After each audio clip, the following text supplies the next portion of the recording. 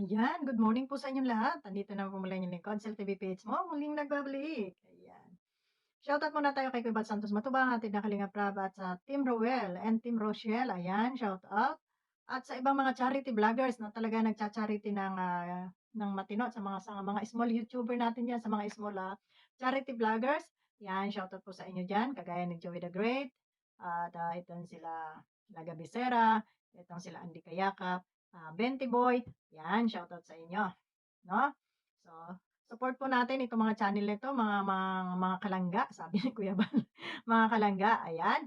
Mga ka-Team Roel, ayan. Mga ka-Team Kalingap, kay Kalingap Rab, ayan. Paki-support po natin yung mga sa Team Kalingap, sa solid supporters ng Team Kalingap, mga subscriber ni Kalingap Rab, ni Kuya Bal, ayan. Pakidalaw naman po natin yung mga nagcha-charity, no? Yung mga charity vloggers na maliliit na mga kababayan natin na nasa kani-kanila ng mga lugar, no? Kagaya niya nila Benti Boy, ah, isali na natin si Kuya Gimo, ayan, kaibigan din natin 'yan. At itong si Joey the Great, ayan. Ayan sila Neta 'no, yung mga batchman suportahan po natin at, nakita naman po natin na talagang sila ay solid kay Kuya Bal at saka, sila po ay, nagsisikap kahit wala silang views 'no. So ayun. Tuloy na tayo sa ating, munting reaksyon at, munti lamang ating reaksyon dito ngayon at tayo nga ay may trabaho 'no. So ayun, kumusta na po ang lahat dito sa ating munting channel na 'to? Nandito pa ba kayo? Pasensya na kung tayo ay hindi kagaya nung iba diyan na umaga, tanghali, hapon ay tayo ay updated sa ating munting channel ano. Tayo ay paminsan-minsan lamang 'no. Kaya sana sana yung iba diyan, eh, naandiyan lang 'no, 'pag sa tuwing ako'y babalik ay kayo ay nandiyan lamang 'no. Yan, shoutout po sa Rochelle Team and kay Dodong Ruel.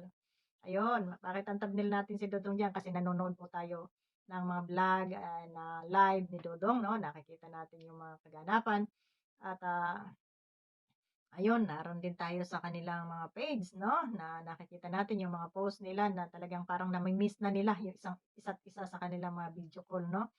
At, ayun, ang tanong, na-miss kaya nila ang isa't isa? Hindi lang na-miss, miss na miss na nila, 'yan ang sigurado tayo kasi hindi lang na-miss dahil nakikita natin sa kanilang mga at yun nga, nakikita natin sa siyempre sa kanilang mga reaksyon, sa kanilang mga post, nakikita natin na na-miss na talaga nila yung isa't isa, 'no? So yun at, ang ating pag-usapan ay yung topic ni Kuya Bal nung kahapon 'no, na sabi niya ay, hindi raw naman joke yung kanya, hindi raw naman prank yung pagsabi niya na gusto niyang ihiwalay itong si Ruel 'no. Hindi, kumbaga totoo yung sinabi ni Kuya Bal. So, hindi tayo na-prank doon 'no, hindi tayo na-prank. Hindi hindi tayo na-prank, sabagay hindi naman ako kasali dun sa sinasabing ano, 'no, kasi hindi naman ako press one. So ang ibig sabihin dun ni Kuya Bal, hindi prank yung kanyang ginawa na sinabi niya na, ihiwalay itong si Dudong Roel doon sa Kalingap. Eh, kumbaga parang yun ang suggest niya.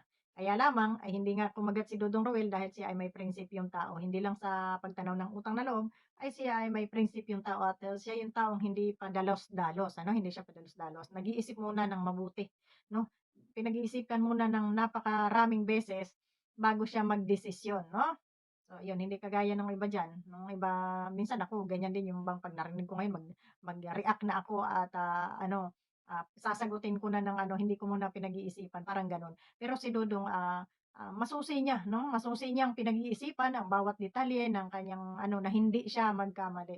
So, yun yung nakikita nating ano, katangian ni Ruel 'no, na talagang, kumbaga ay hindi mananakaw ng iba. Ito yung kayamanan na walang ibang makakanakaw nito kahit batikan pang magnanakaw 'no, kasi ito ay nasa kanyang, utak 'no, nasa kanyang puso, hindi mananakaw ng iba.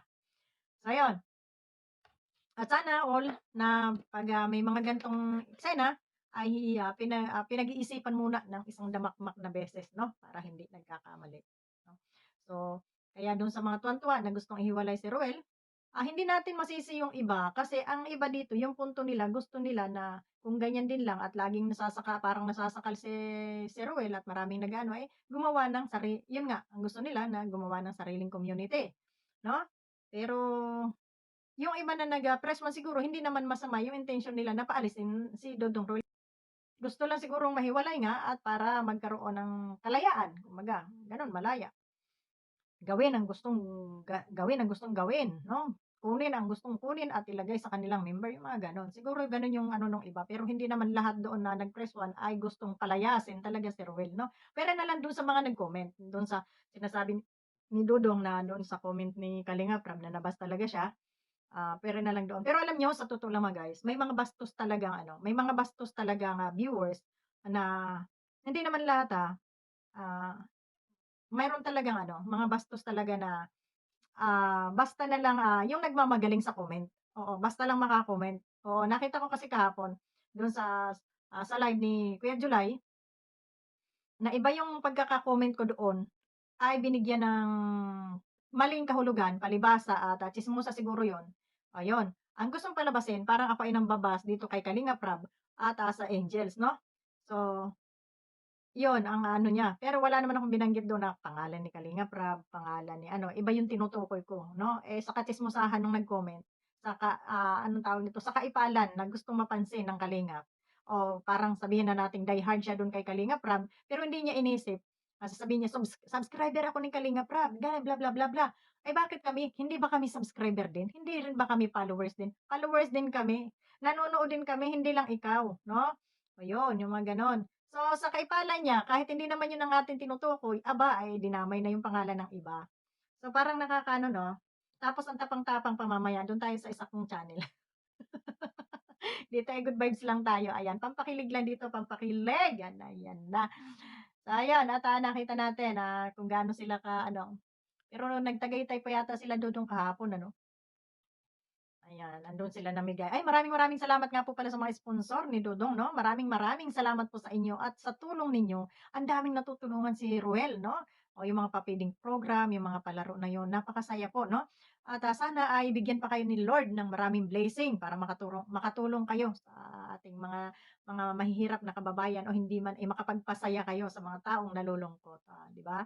So yun, sa mga butihing sponsor ni Dodong, huwag kayong bibitaw, tuloy lang po ang inyong pagtulong sa abot ng inyong makakaya at sa inyong maluwag na kalooban, ano.